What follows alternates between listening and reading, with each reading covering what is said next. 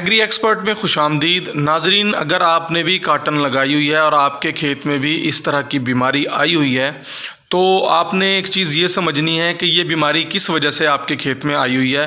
आपके पत्तों पर जो है वो धब्बे डल चुके होंगे और पत्ते जो है वो रेड होना शुरू हो रहे होंगे। तो ये बीमारी आपने समझनी है कि अगर आपकी फसल में सब्ज़ तेले का अटैक मौजूद है तो लामहला फिर ये सब्ज़ तेले की वजह से ही फसल के साथ इस तरह हुआ है। अगर आपकी फसल में सब्ज़ तेला मौजूद नहीं है और उसके बावजूद भी फसल की ये कंडीशन है तो फिर आप समझ जाएं कि आपकी फसल में फूड डेफिशिएंसी है, खुराक की बहुत ज़्यादा कमी है। तो किन किन अज्जा की कमी है, कौन सी खुराक आपकी फसल को चाहिए, आज की इस वीडियो में हम आपको बताएंगे। वीडियो को एंड तक लाजमी देखिएगा और हमारे चैनल को सब्सक्राइब भी कीजिएगा। नाजरीन, अगर आपकी फसल में ये निशानात वाले पौधे नहीं हैं, ये इस तरह का ये जो पौधा दिखा रहा हूँ जिसके पत्ते कर्ल हुए हैं, मुड़े हुए हैं, जिसको पत्ता मरोड़ भी कहते हैं, तो नाजरीन फिर आप समझ जाएं कि आपकी फसल में CLCV cotton leave curl virus जो है वो आ चुका है। क्योंकि ये वायरस नाजरीन ट्रांसफ़र होता है प्लांट टू प्लांट। अगर ये एक प्लांट में आ गया है तो ये फिर देखते ही देखते पूरे खेत में शिफ्ट हो जाएगा। अगर आपके खेत में पेस्ट जो है वो मौजूद है, उसका कंट्रोल नहीं है, उसमें सफ़ेद मक्खी है, सब्ज़ तेला है, वो मौजूद है, तो ये वायरस एक प्लांट से पूरे जो है फील्ड में शिफ्ट हो जाएगा। क्योंकि जब सफ़ेद मक्खी प्लांट जो अफेक्टेड है वायरस से उस पर जब बैठती है, उसका रस चूसती है, तो ये वायरस उसमें भी मुंतकिल हो जाता है और जब ये फिर दूसरे पौधों पर जो सेहतमंद पौधे हैं उन पर जाकर बैठती है तो ये उनका रस चूसती है, तो ये वायरस उनमें मुंतकिल हो जाता है और इस तरह देखते देखते पूरे खेत में ये मुंतकिल हो जाता है। इसकी फिर कोई ख़ास स्प्रे नहीं है जो इस वायरस को कंट्रोल कर सके।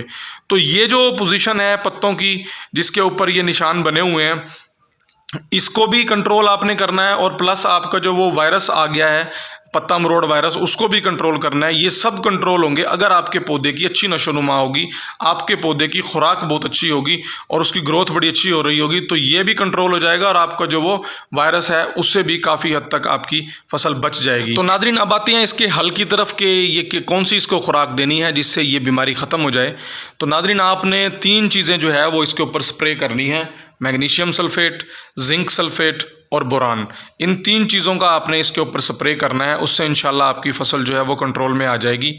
आपने 300 ग्राम जिंक सल्फेट, आपने 250 ग्राम मैग्नीशियम सल्फेट और 250 ग्राम ही आपने बोरान ले लेना है और इसको आपने 100 लीटर पानी के अंदर डिज़ोल्व करके फ़ी एकड़ आपने इसकी स्प्रे करनी है। और स्प्रे जो है वो शाम के टाइम में, ठंडे टाइम में कीजिएगा और ये इसकी स्प्रे जो है 8 दिन के वक्फे के बाद रिपीटेडली 2 या 3 बार लाजमी कीजिएगा। अगर फसल के अंदर ये बीमारी ज़्यादा है तो इंशाल्लाह ताला आपकी फसल दोबारा से हरी भरी हो जाएगी और दोबारा से अच्छी ग्रोथ के अंदर आ जाएगी, अच्छी पोजीशन के अंदर आ जाएगी और आपको भरपूर पैदावार देगी।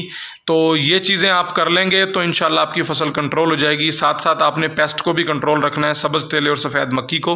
तो सब्ज़ तेले के लिए आप जो है वो फ्लोमिका मिड करा सकते हैं, आप उसके बाद सफ़ेद मक्खी के लिए पेरिप्रॉक्सिफिन करा सकते हैं और भी मार्केट में बहुत अच्छी जो है वो पेस्टिसाइड अवेलेबल है। अपनी जो फसल है उसको पेस्ट से बचा के रखें, उस पर रिपीटेडली जो है जहर को तब्दील कर करके, एक ही जहर को कंटिन्यूसली ना करें, जहर को तब्दील कर करके जो है वो उसकी एप्लीकेशन करें। इंशाल्लाह ताला आपकी फसल उससे बच जाएगी और आप भरपूर पैदावार लेने में कामयाब हो जाएंगे। क्योंकि काटन की फसल जो है वो रेट ठीक ठाक है, अच्छा रेट है। तो आप अगर अपनी फसल बचा जाते हैं और अच्छी पैदावार 50 से 60 मन फ़ी एकड़ अगर आप ले लेते हैं तो आपको एक अच्छा खातिर खा मुनाफा आप कमाने में कामयाब हो जाते हैं। तो नाज़रीन, ये थी हमारी आज की वीडियो। उम्मीद है आपको समझ आ गई होगी। अगर कोई आपके सवालात हैं आप हमसे पूछ सकते हैं कमेंट सेक्शन में। तो मिलते हैं नई वीडियो में, हमें दीजिए इजाज़त। अल्लाह हाफिज़।